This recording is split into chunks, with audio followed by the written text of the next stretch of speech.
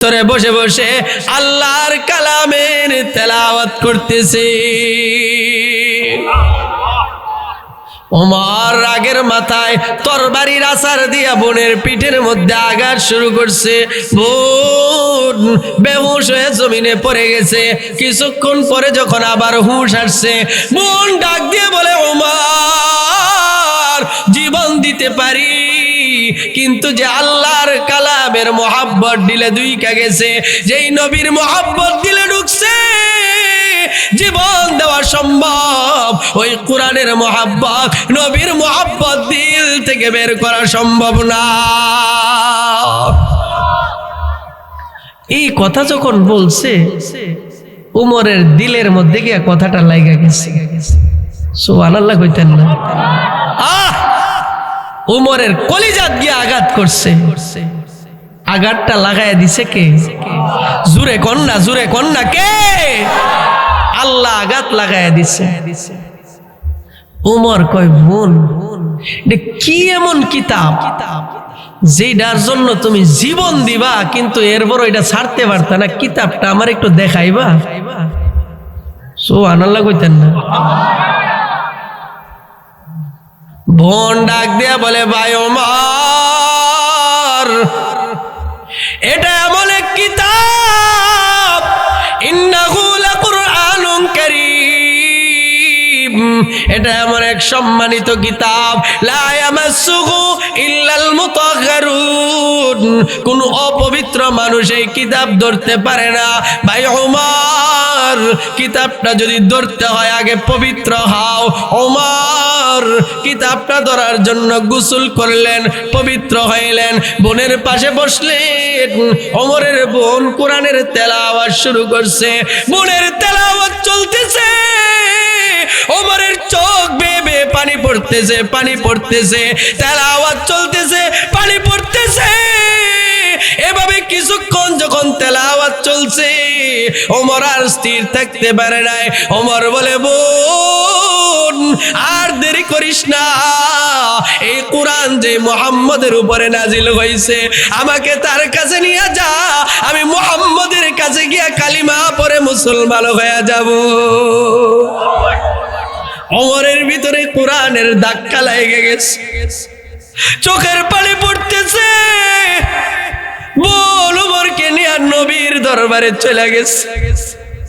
আল্লাহর নবী আল্লাহর কাছে আগেই দোয়া করছে, আল্লাহ, ওমর বা আবু জাহেল এই দুইজনের যে কোনো একজনকে তুমি মুসলমান বানায় দাও।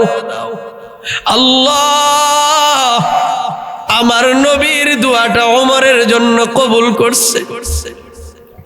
আল্লাহর নবী সাহাবীদেরকে নিয়ে বসা। ওমর তরবারি কাঁধে নিয়ে নবীর দরবারের দিকে রওনা। সাহাবীরা যখন দূর থেকে দেখছে, সাহাবীরা মনে মনে ভাবতেছে ওমর নবীকে আঘাত করার জন্য আসতেছে। হযরতে হামজা দাঁড়ায় কয়, ইয়া রাসূলুল্লাহ, আমাকে অনুমতি দেন, আমি গিয়া ওমরের মাথাটা উড়ায় দেই। সাহাবীরা দাঁড়ায় বলে, ইয়া রাসূলুল্লাহ, আমাদেরকে অনুমতি দেন, ওমরকে ফিরিয়ে দেই।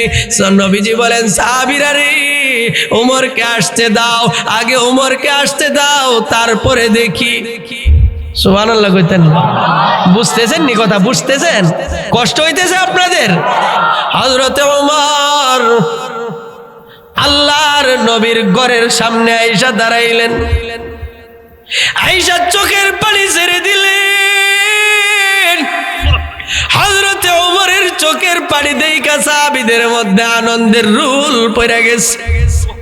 হযরতে ওমর তরবারিটা নবীর হাতে দিয়া বলে, ইয়া রাসূলুল্লাহ, এই তরবারিটা নিয়ে আসছিলাম আপনার মাথা শরীর থেকে আলাদা করার জন্য। নবী গো, এই তরবারিটা এখন আপনার হাতে দিয়া দিলাম, আপনি আমার গর্দান থেকে মাথাটা আলাদা করে দেন। নবী ওমরকে কাছে নিলেন, নবীর ওমরের মাথায় হাত বুলায় দিলেন। ওমর বলে, নবী গো, আর দেরি করবেন না, আমাকে কালিমা পড়ায় মুসলমান বানায় দেন। আল্লাহর নবীর হাতে হাত রাখলেন। কালিমা পড়ে মুসলমান হয়ে গেলেন। এ বাবা, যে ওমর কিছুক্ষণ আগে নবীর মাথা আনার জন্য বের হয়েছিলেন, অল্প সময়ের ভিতরে ওমর নবীরে তো আশেক হইছে। আল্লাহর নবীকে ডাক দিয়া বলে, নবী গো, এই তরবারিটা নিয়ে বাড়ি থেকে বের হইছি, আর ফেরত যেতে চাই না। ও নবী, আপনি কাফেরদের ভয়ে ঘরের ভিতরে লুকায় লুকায় নামাজ পড়েন। আপনি যখন নামাজ পড়েন, কাফেররা আপনার মাথায় উটের বুড়ি চাপায়া দেয়। আপনি যখন নামাজ পড়েন, কাফেররা আপনাকে কষ্ট দেয়। ও নবী, আর টেনশনের কারণ নাই, আমি ওমর মুসলমান হয়ে গেছি। আজকে থেকে বাইতুল্লাহর কিনারে দাঁড়ায়া আপনি নবী সবার সামনে নামাজ পড়বেন, আর আমি ওমর আপনার পাহারাদারি করব। আল্লাহু আকবার বলেন। ওমর বাইতুল্লাহর কিনারায় দাঁড়ায় গিয়া বলে, মুহাম্মদ আজকে থেকে বাইতুল্লাহর কিনারায় নামাজ পড়বি। কে আছো? তার মায়ের বুক খালি করবা, আসো আমার সামনে। ও বাবা, ঈমান আনার কারণে কিছুক্ষণ পরে ওমরের দাম কেমন বাইরে গেছে রে বাবা। যেই ওমর আমার নবীর মাথা আনতে গেছে, ওই ওমরের ব্যাপারে আমার নবী কয়, লাউ কানা বাদি নবিয়ান লাকানা ওমর। আমার পরে যদি কেউ নবী হইতো, তাহলে আল্লাহ ওমরকে নবী বানায় দিত।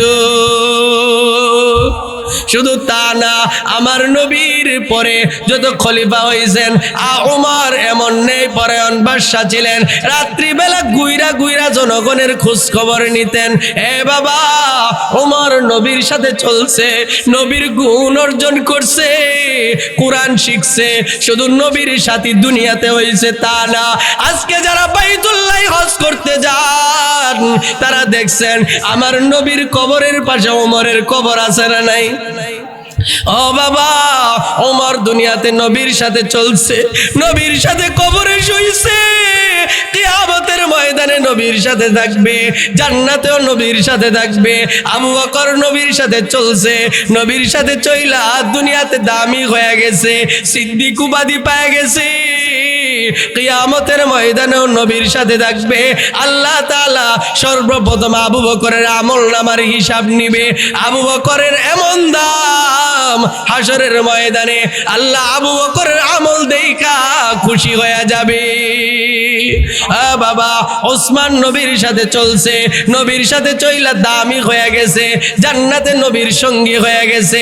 আল্লাহর নবী কয়, লিকুল্লি নবিয়্যিন রফিকুন ওয়া রফিকি ফিহা ইয়ানি উসমান ইবনে আফফান। আল্লাহর নবী কয়, প্রত্যেক নবীর একজন বন্ধু আছে, সাথী আছে, আর জান্নাতে আমার সাথী হবে ওসমান। হযরত আলী নবীর কদমে কদমে চলছে, চইলা নবীর গুণ অর্জন করছে, দামি হয়ে গেছে। কেমন দামি হয়ে গেছে? আল্লাহর নবী বলছেন, আসাদুল্লাহিল গালিব। হযরত আলী আসাদুল্লাহ উপাধি পেয়ে গেছে। শুধু তা না, আমার নবী কয়, আনা মাদিনাতুল ইলমি ওয়া আলিয়্যুন বাবুহা। আমি হইলাম ইলমের শহর, আর ওই শহরের দরজা হলো আলী। আবু বকরের দাম বাইরে গেছে, ওমরের দাম বাইরে গেছে, উসমানের দাম বাইরে গেছে, আলীর দাম বাইরে গেছে। আমার নবী আমাদের জন্য সুসংবাদ দিয়ে দিয়েছেন। ক্বালা রাসূলুল্লাহ সাল্লাল্লাহু আলাইহি ওয়াসাল্লাম, মান আহাব্বা সুন্নতি ফাকাদ আহাব্বানি ওয়া মান আহাব্বানি কানা মাইয়া ফিল জান্নাহ। আল্লাহর নবী কয়, ওসমান, উমর, আবু বকর, আলীর দাম বেড়ে গেছে। আমার কোন উম্মত 1500 বছর পরে যদি নীলক্ষার জমিনে বৈশা আমার সুন্নতের অনুসারী হয়ে যায়, আমার কোরআনের অনুসারী হয়ে যায়, সে আবু বকর যেমন নবীর যুগে আইসা আমার সাথে হয়ে গেছে, আমার 1500 বছর পরে যে উম্মতটা আসছে, কানা মাইয়া ফিল জান্নাহ, কোরআনের অনুসরণের কারণে, সুন্নতের অনুসরণের কারণে সেও জান্নাতে আমার সাথী হয়ে যাবে। ও বাবা, নবীর সাথী হতে আমরা রাজি আছি ইনশাআল্লাহ। আলোচনা যদি করি সারা রাত্রই করা যাবে। অনেক কথা বলছি, কষ্ট হয়েছে আপনাদের? বাবা, দুনিয়া তো শেষ হয়ে যাবে, অনেকের দাড়ি পাইকা গেছে, জিন্দিগি শেষ পর্যায়ে চলে আসছি। বাবারে, জীবনের শেষ মুহূর্তটা কি আল্লাহ আর আল্লাহ রসুলের তরিকা মতো কাটাইতে রাজি আছি না ইনশাআল্লাহ? বাবা, কোরআনের সাথে মোহাব্বত লাগানোর দরকার আছে না নাই? বাবারে, পৃথিবীর মধ্যে যত বই আছে সবচাইতে দামি বই কি? জুরে কন, জুরে কন। বাবা, 1500 বছর হয়ে গেছে, আজও পর্যন্ত কেউ একটা ভুল ধরতে পারে নাই, বরং এই কোরআনের সাথে যার সম্পর্ক হয়েছে তার দামি বাইরে গেছে। কথা কন ঠিক কি ঠিক না? এই যে আজকে এই চেয়ারে বসছি, কিসের কারণে বসাইছেন? একমাত্র কোরআনের বরকত। কথা কন ঠিক কি না? আল্লাহু আকবার। মাঝে মধ্যে চিন্তা করি, এটা ফখরের জন্য বলতেছি না, দোয়া নেওয়ার জন্য। আল্লাহ তাআলা এমনও মজলিসে বসায়, মাঝে মধ্যে নিজেই লজ্জা পায়, আল্লাহ এমন হাজারো মানুষের সামনে তুমি কেমনে আমারে বসাইছো। মনে মনে চিন্তা করি, কোনো যোগ্যতা নাই, কোনো কারণ নাই, একমাত্র কোরআনের বরকত। বাবা, আমার মতো একটা নগণ্য মানুষের দাম যদি আল্লাহ কোরআনের কারণে বাড়াইতে পারে, তাইলে আমাদের সবার দাম আল্লাহ বাড়াইতে পারে কি পারে না? বাবা, কোরআনের সাথে যেটা লাগে ওইটাই তো দামি হয়ে যায়। আলহামদুলিল্লাহ, আমাদের দেশের মানুষের ভিতরে টাকা কম থাকতে পারে, নামাজি কম থাকতে পারে, কিন্তু কোরআনের মহাব্বত সবার দিলে আছে। কি বলেন ঠিক কি ঠিক না? এই দেশের মানুষ কোরআনকে মহাব্বত করে। আমাদের দেশের ছেলেরা, আপনারা দেখেছেন, আপনারা ইতিহাস শুনেছেন, ইংরেজরা ভারতবর্ষে, এই ভারতবর্ষ থেকে কোরআনকে বিতাড়িত করার জন্য ভারতের প্রতিটা গাছে গাছে তারা হাফেজ কোরআনের লাশ ঝুলাইছে। নাউজুবিল্লাহ কইতেন না? প্রতিটা গাছে তারা হাফেজ কোরআনের লাশ ঝুলিয়েছে। কোরআনের কপিগুলোকে জমাইয়া তারা পানিতে ফেলাইয়া দিছে, কোরআনকে তারা শেষ করে দিবে। কিন্তু বাবারে, আল্লাহর কসম করে বলি, ইংরেজরা যতটা হাফেজ কোরআনের লাশ তারা গাছে ঝুলাইছে, প্রতিটা হাফেজের রক্ত থেকে আল্লাহ লাখো হাফেজ তৈরি করে দিয়েছে। কথা কোন ঠিক কিনা? আলহামদুলিল্লাহ, নিরক্ষাতে ঝগড়া থাকতে পারে, মারামারি হানাহানি থাকতে পারে, কিন্তু আমি যতটুকু জানি শুধু নীলক্ষাতে বর্তমানে 400-র উপর হাফেজ কোরআন আছে। আলহামদুলিল্লাহ কইতেন না? এর মধ্যে আমি যতটুকু জানি সবচাইতে বেশি এই গোপীনাথপুর এলাকায়। আলহামদুলিল্লাহ কইতেন না? পুরা নীলক্ষার মধ্যে সবচাইতে বেশি হাফেজ কোরআন আপনাদের এলাকায়। এটা আপনাদের জন্য গৌরবের। আমি গর্ববোধ করি, আমি এই এলাকার সন্তান হিসাবে, যে আমার শরীরে এই এলাকার রক্ত, আমি গর্ববোধ করি। আমি অনেক জায়গায় গিয়ে কথাটা বলি, আমার রক্ত থেকে আলহামদুলিল্লাহ আমার বংশের মধ্যে হাজারো হাফেজে কোরআন আছে, শত শত হাফেজে কোরআন আছে। এটা গর্বের বিষয় কি বিষয় না? দোয়া করি, দোয়া করি আল্লাহ যেন এই গোপীনাথপুরের প্রতিটা ঘর থেকে, প্রত্যেকটা ঘর থেকে একজন করে হাফেজে কোরআন তৈরি করে দেয়। বলেন আমিন। আরো জোরে বলেন আমিন। আমি কিছুক্ষণ আগে আমার মামাকে বলেছি, মামা আপনি মহিলা মাদ্রাসা খুলছেন, ভালো কথা, তবে এই দেশে অনেক গরিব বাচ্চা আছে, আপনার এলাকায় অনেক গরিব বাচ্চা আছে যারা দূরে গিয়ে হাজারো টাকা দিয়ে পড়ার ক্ষমতা নাই। আপনি একটা হেফজখানা মক্তব খোলার ব্যবস্থা করেন, জায়গা কিনেন, আমি ইনশাআল্লাহ এই জায়গার টাকার একটা অংশ দিব। আমি বলে আসছি, আমার নানির বাড়ির এলাকা, আমি চাই এই এলাকার প্রত্যেকটা ঘর থেকে যেন একজন করে হাফেজে কোরআন, আলেমে দ্বীন তৈরি হয়। বাবারে, যদি প্রতিটা ঘর থেকে হাফেজে কোরআন তৈরি হয়ে যায়, খোদার কসম করে বলি, একটা সময় এরকম আসবে এই গোপীনাথপুরে আর কোনো ঝগড়া থাকবে না। কি বলেন ঠিক কি ঠিক না? কোরআনের শিক্ষা ছাড়া আমি চিন্তা করে দেখলাম এই নীলক্ষা থেকে ঝগড়া দূর করার আর কোনো রাস্তা নাই। কি করেন আপনারা? বাবা, যে কথাটা বলতেছিলাম, রাগ করতেছেন আপনারা? ভারতবর্ষে তারা প্রতিটা গাছে গাছে হাফেজে কোরআনের লাশ ঝুলাইছে, বিনিময়ে কি তারা কোরআন শেষ করতে পারছে? বরং কি হয়েছে, আজকে শত শত দেশের বিরুদ্ধে প্রতিযোগিতা দিয়া আবার সোনার বাংলার ছেলে, যার খাবারের অভাব, যে দেশে খাদ্যের সংকট, কাপড়ের সংকট, অর্থনৈতিক সংকট, বিভিন্ন সংকট থাকা সত্ত্বেও যে আরবের মধ্যে কোরআন নাজিল হয়েছে, ওই আরবের ছেলেকে পিছনে ফেলে বাংলাদেশের একটা ছোট্ট বাচ্চা পুরা পৃথিবীতে 1 নাম্বার হয়ে আসে। আলহামদুলিল্লাহ কইতেন না? এটা কিসের বরকত? একমাত্র ওই যে ইংরেজরা কোরআনের জন্য, কোরআনকে বিতাড়িত করার জন্য চক্রান্ত করছিল, ওই চক্রান্তের ফলস্বরূপ আল্লাহ তাআলা পুরা পৃথিবীতে আমার বাংলাদেশকে 1 নাম্বার বানায় দিচ্ছে। এই জন্য আমরা কি চাই না বাংলার ঘরে ঘরে কোরআন চলে যাক? চাই কি চাই না?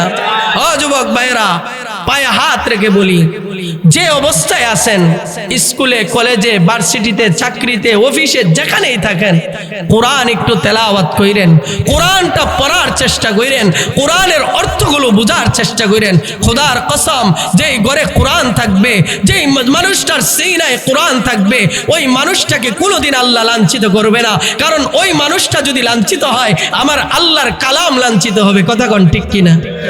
মুরব্বী বাবারা, এখানে যারা আছেন, আজকে যদি মরে যান, সাথে কে যাবে? ছেলে যাবে তো? বিবি, বাবা? 1 মিনিট একটা কথা, একটা হাদিস বইলা শেষ করতেছি, কষ্ট হবে আপনাদের। قال رسول الله صلى الله عليه وسلم قال رسول الله صلى الله عليه وسلم إذا وضع الميت في قبره جاء القرآن عند رأسه। আল্লাহর নবী কয়, মানুষের যখন মরণ হয়, আপনজনেরা মিনহা খালাকনাকুম ওয়া ফিহা নুঈদুকুম ওয়া মিনহা নুখরিজুকুম তারাতান উখরা। এই আয়াত পড়া পড়া আপনজনেরা কবরের মধ্যে মাটি দিয়া চলে আসে। কেউ নাই, সন্তান তার বাবার জন্য কাঁদে, ঠিক আছে, কিন্তু কোন সন্তান তার বাবাকে বলে না আমার বাবার লাশটা বাড়িতে রাইখা দেন। কেউ এ কথা বলে না। এমন কোন সন্তান আজ পর্যন্ত দুনিয়াতে পাইলাম না যেই সন্তান তার বাবার সাথে কবরে চলে গেছে। আজ পর্যন্ত এমন কোন বাবা দুনিয়াতে পাইলাম না যেই বাবা তার সন্তানের মায়ায় কবরে চলে গেছে। নাই, এমন কেউ নাই। সবাই আপনজনেরা মাটি দিয়ে আবার বাড়িতে ফিরা চলে আসে। এমনকি মসজিদের আঙ্গিনার যে খাটটা আপনাকে নিয়ে কবরে চলছে, ওই খাটটা কিন্তু আবার মসজিদে আইসা আরেকজনের জন্য অপেক্ষা করে। কেউ আপনার সাথে কবরে যায় না, কিন্তু আল্লাহর নবী কয় যা আল কুরআন ইনদা রাসি। মানুষকে যখন কবরের ভিতরে রাইখা আপনজনেরা চইলা আসে, কেউ নাই, সামনেও মাটি, পিছনেও মাটি, ডানেও মাটি, বামেও মাটি, চতুর্দিকে যখন শুধু মাটি আর মাটি, এমন সময় আল্লাহর কালামটা তার সাথে কবরের ভিতরে চইলা যায়। আল্লাহর কালাম তার মাথার কাছে গিয়া আল্লাহর কাছে বলে, মালিক, দুনিয়াতে তোমার বন্ধু আমাকে বড় মহব্বত করতো। ও দয়ার মালিক, তোমার বন্ধু রাত্রে জায়গা জায়গা আমাকে তেলাওয়াত করতো। আল্লাহ, তোমার বন্ধু আমাকে বড় ভালোবাসতো। আমার জন্য কত মাদ্রাসায় দান করলো, কত এতিম ছাত্রদেরকে আদর করলো, কত ছাত্রদের মাথার মধ্যে হাত বুলাইয়া দিল, কত ছাত্রদের খানার ব্যবস্থা করলো। ও দয়ার মালিক, তোমার বান্দাটা দুনিয়াতে কোরআনের বড় বন্ধু ছিল। আজকে আমি কোরআন সুপারিশ করতেছি, তোমার বান্দার কবরে কোনো সওয়াল জবাবের দরকার নাই। আমি কোরআনের উসিলায় তোমার বান্দাটাকে তুমি মাফ করে দাও। হাদিসের মধ্যে আসছে, কোরআন শরীফের মধ্যে একটা সূরা আছে, সূরাতুল মুলক। নাম শুনছেন নি? তাবারাকাল্লাযীর সূরা শুনছেন না? তাবারাকাল্লাযী বিয়াদিহিল মুলকু ওয়া হুয়া আলা কুল্লি শাইইন কাদির। এই সূরা মুলক, এই সূরা মুলকের অনেকগুলো নাম তাফসীরের কিতাবে আসছে। এর মধ্যে একটা নাম হলো সূরাতুল মুজাদালা বা সূরাতুল খাসম। এই সূরাটা ঝগড়া করবে কার সাথে? দুনিয়ার কোনো মানুষের সাথে না। এই সূরাটা সরাসরি আমার মাওলার সাথে ঝগড়া করবে। কি ঝগড়া করবে? মুফাসসিরিনে কেরাম বলেন, যারা নিয়মিত সূরাতুল মুলক তেলাওয়াত করে, তাবারাকাল্লাযীর সূরাটা যারা পড়ে, কিয়ামতের ময়দানে ওই বান্দাটা যদি কোনো কারণে আটক হয়ে যায়, এই সূরাটা আল্লাহর কাছে বলবে, আল্লাহ তোমার বান্দারে তুমি মাফ করে দাও। আল্লাহ যদি বলেন না আমি তাকে মাফ করব না, এই সূরাটা বলবে, আল্লাহ যদি তাকে মাফ না করো তাহলে আমাকে তুমি কোরআন থেকে উঠায় দাও। আল্লাহ বলবে না, এটা তো কোনোদিন সম্ভব না, কারণ কোরআন তো আমার কালাম, আমার কালাম কোনোদিন মুছে ফেলা যায় না। না না, তোমাকে উঠানো যাবে না। আল্লাহ তখন আল্লাহর কাছে বলবে, যদি উঠানো না যায় তাহলে আমি কোরআন বলতেছি, আমি সূরাতুল মুলক বলতেছি, তোমার বান্দাকে তুমি দয়া করে মাফ করে দাও। আল্লাহ তাআলা সূরাতুল মুলকের সুপারিশে ওই বান্দাটাকে মাফ করে দিবে। হে বাবা, অনেক মানুষ এখানে আছেন, মাঠ ভর্তি মানুষ। আপনারা অনেকে বলবেন, হুজুর আমি তো সূরাতুল মুলক পড়তে পারি না, আমি কেমনে ফজিলত পাবো? আমি বানায় বলতেছি না, আর এক হাদিসে আল্লাহর নবী বলেন, ক্বালা রাসূলুল্লাহ সাল্লাল্লাহু আলাইহি ওয়াসাল্লাম, কুন আলিমা আও মুতাআল্লিমা আও মুঈনান আও মুহিব্বা ওয়ালা তাকুন খামিসা। আল্লাহর নবী কয়, উম্মত যদি পারো তুমি আলেম হয়ে যাও, যদি না পারো মুতাআল্লিমা ছাত্র হয়ে যাও, আও মুঈনা যদি তাও না পারো যারা কোরআন শিখে তাদের সাহায্যকারী হয়ে যাও, আও মুহিব্বা সাহায্যের যদি ক্ষমতা না থাকে যারা কোরআন শিখে তাদেরকে ভালোবাসো। আর যদি ভালো না বাসো তাহলে তোমার কপালে ধ্বংস ছাড়া আর কিছুই নাই। ও বাবা, কোরআনওয়ালাদেরকে মহব্বত করলে লাভ না লস? আরো জোরে বলেন, লাভ না লস? হে বাবা, এই যে মাদ্রাসায় পড়ে কত এতিম বাচ্চা আছে না নাই? গরিবের সন্তান মাদ্রাসায় আছে না নাই? এতিমদেরকে আদর করলে কি লাভ? আল্লাহর নবী রাহমাতুল লিল আলামিন রাস্তা দিয়ে যায়, আল্লাহর নবী দেখে ছোট্ট একটা বাচ্চা বসে বসে কান্না করে। আল্লাহর নবী তো দয়ার সাগর ছিলেন, মানুষের চোখের পানি নবীজি সহ্য করতে পারতেন না। আল্লাহর নবী বাচ্চাটার কাছে চলে গেলেন, গিয়ে বলেন, বাবা কেন কান্দো? তোমার কান্না করার কারণ কি? বাচ্চাটা ডাক দিয়ে বলে, ইয়া রাসূলুল্লাহ, ওই যে দেখেন মাঠের মধ্যে বাচ্চারা খেলাধুলা করতেছে, তাদের বাবারা খেলাধুলা করার জন্য তাকে নিয়ে আসছে। আমার এই দুনিয়াতে বাবা নাই, আমাকে নিয়ে আসার মতো কেউ নাই, এই জন্য আমি এখানে বসে বসে কান্না করতেছি। আল্লাহর নবী বলেন, বাবা আর কান্না করা লাগবে না, তুই আমার সাথে আয়। আল্লাহর নবী বাচ্চাটাকে নিজের সাথে নিয়ে বাড়িতে চলে গেলেন। ঘরের ভিতরে গিয়া বলেন, আয়েশা এই বাচ্চাটা আমার মতো এতিম, এই বাচ্চাটাকে তুমি সুন্দরভাবে গোসল করাও। আম্মা জান আয়েশা সুন্দরভাবে গোসল করাইলেন। আল্লাহর নবী নিজের মাথার চাদরটা আয়েশার হাতে দিলেন, দিয়ে বলতেছেন, আয়েশা এই চাদরটাকে দুইটা টুকরা করো, একটা টুকরা লুঙ্গি বানায় পরায় দাও, আর একটা টুকরা তার গায়ে পেঁচায় দাও। আম্মা জান আয়েশা চাদরটাকে দুই টুকরা করে একটা টুকরা লুঙ্গি বানায় দিলেন, আর একটা টুকরা গায়ে পেঁচায় দিলেন। বাচ্চাটার মনটা বড় খুশি, বাচ্চাটা দৌড়াইতে শুরু করছে। আল্লাহর নবী বাচ্চাটাকে বলেন, দাঁড়াও। বাচ্চাটা দাঁড়ায় গেল। আল্লাহর নবী বাচ্চার কাছে গিয়ে বসে গেলেন। আল্লাহর নবী বলেন, বাবা আজকে তুমি হাঁটতে হবে না, তুমি আমার কাঁধে উঠো, আমি তোমাকে কাঁধে করে ময়দানে নিয়ে যাব খেলার জন্যে। আল্লাহর নবী বাচ্চাটাকে কাঁধে নিলেন। কাঁধে নিয়ে যখন ময়দানের দিকে চলতেছেন, অনেক বাচ্চারা আফসোস করতেছে, হায়রে এর কপালটা কতই না ভালো, নবীর কাঁধে সে উইঠা গেছে। আল্লাহর নবী মসজিদে নিয়ে গেছেন বাচ্চাটাকে। আল্লাহর নবী নামাজ পড়াইছেন। নামাজের পরে নবীজি মিম্বারে বসছেন, বাচ্চাটাকে নবীর পাশে বসাইছেন। আল্লাহর নবী বয়ানের শেষে সাহাবীদেরকে বলেন, সাহাবীরা রে, তোমরা মনে মনে ভাবতে পারো এই বাচ্চাটাকে কেন আমি আমার পাশে বসাইছি, এই বাচ্চাটাকে কেন আমি এত আদর করতেছি।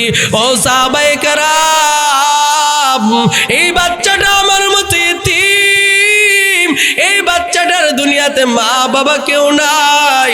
আমি তোমাদের সামনে এই বাচ্চাটার মাথায় হাত রেখে বলে গেলাম, আমার কোনো উম্মত যদি কোনো এতিমের মাথার মধ্যে একটু আদরের হাত বুলায় দেয়, ওই বাচ্চার মাথার মধ্যে যতটা পশম আছে প্রতিটা পশমের বিনিময়ে একটা করে নেক তার আমল নামাই দিয়া দিবি। ও বাবা, এই জন্য গরিবের পাশে দাঁড়ানোর দরকার আছে না নাই? মাদ্রাসায় যারা পড়ে অধিকাংশ বাচ্চাগুলো দুর্বল থাকে। বাবারে, পৃথিবীতে আর কোনো দ্বিতীয় জায়গা নাই যেখানে ফ্রি খাওয়ানো হয় আবার ফ্রি পড়ানো হয়, এমন দ্বিতীয় কোনো জায়গা নাই মাদ্রাসা ছাড়া। কি বলেন, ঠিক কি ঠিক না? এজন্য আমরা কি চাই না বাংলার জমিনে যতগুলো মাদ্রাসা আছে সবগুলো মাদ্রাসা সুন্দরভাবে চলুক? আমরা চাই কি চাই না? এই যে আমার মামা মাদ্রাসা করছেন, একটা কথা এটা আমি বলি, আসলে ওনার চলার জন্য কি মাদ্রাসা করার কোনো জরুরত ছিল? আপনারা বলেন, দিল থেকে বলেন। এই যে শুধু মাহফিলের জন্য উনি আসছে, ওনার লক্ষ টাকা খরচ আছে। কি বলেন, ঠিক কি ঠিক না? এই যে মাদ্রাসাটা করছেন, আমি দিল থেকে দোয়া করি আল্লাহ যেন এখানে আরেকটা হেফজখানার ব্যবস্থা করে দেয়। আমিন কোন? আপনারা চাননি এই জিনিসটা হোক? কে কে চান হাত তুলেন তো। আল্লাহ তুমি আমাদের চাওয়াকে কবুল করো, বলেন আমিন। হাত নামান। ইনশাআল্লাহ যদি হয় আমি নিজে এটার সহযোগিতা করব ইনশাআল্লাহ। কারণ আমার একটা দাবি এখানে আছে না নাই? আমার থেকেও আপনারা পাও না। এই যে ওই দিন আমি বয়ানে আসছি, সত্য কথা, আমি যে কথা বলতে পারছি না, আমার দিলে অনেক খারাপ লাগছে। এজন্য আজকে দিলটা বইরা কথা বললাম। কষ্ট হয়েছে আপনাদের? আমি চাই এখানে একটা সুন্দর হেফজখানা তৈরি হোক। আমার আরেকজন মামা শহীদুল্লাহ সাহেব, উনি একটা মাদ্রাসা করছেন, আমি চাই ওই মাদ্রাসাটাও আল্লাহ কবুল করুক, বলেন আমিন। এখানে সুন্দরভাবে মাদ্রাসাগুলো চলুক। এখানে যদি একটা হেফজখানা হয়, বাচ্চারা তেলাওয়াত করবে, আমার বিশ্বাস এই তেলাওয়াতের উসিলায় আল্লাহ গোপীনাথপুরের সমস্ত মুর্দেকানদেরকে আল্লাহ মাফ করে দিবে। কি বলেন, আল্লাহ পারে কি পারে না? এজন্য আমি চাই এই মাদ্রাসাটার জন্য আপনারা ইনশাআল্লাহ বর্তমানে যে মাদ্রাসা চলতেছে যতটুকু